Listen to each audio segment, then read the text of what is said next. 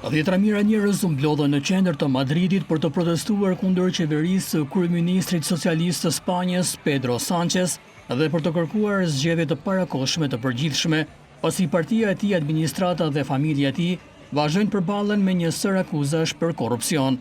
Protesta e së dielës e thirrur nga Partia Popullore Konservatore e opozitës nën sloganin Mafje apo demokraci, tërhoqi rreth 50.000 njerëz, ndonse organizatorët vlerësuan se në protest morën pjesë 100.000 njerëz. Qeveria Sánchez dhe rrethi i tij ngushtë janë përballur me një sër akuzash për korrupsion gjatë vitit kaluar. Presioni ndaj partisë së tij është rritur gjatë ditëve të fundit, pasi një ish antar i partisë u akuzua se po përpiqej të zhvillonte një fushat shpifjeje kundër njësisë policore, Guardia Civil, që po hetonte bashkëshorten e kryeministrit Begona Gómez, vëllain e tij David Sánchez dhe ish ministrin e transportit José Luis Ábalos, ndërsa demonstruesit u mblodhen në vapën e Mesditës në Plaza de España, duke mbajtur pankarta me mesazhe të tilla si Sánchez tradhtar dhe qeveria të jap dorëheqjen.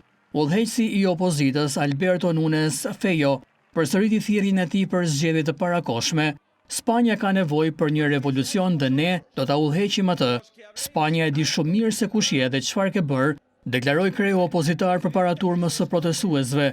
Kryeministri i Spanjës ka akuzuar kundërshtarët e tij politik dhe mediatik për zhvillimin e një operacioni bullizmi kundër tij dhe bashkëshortes së tij, duke argumentuar se akuzat e rreme të ngritura ndaj saj janë të dizenjuara për të sjellë kolapsin e tij personal dhe politik.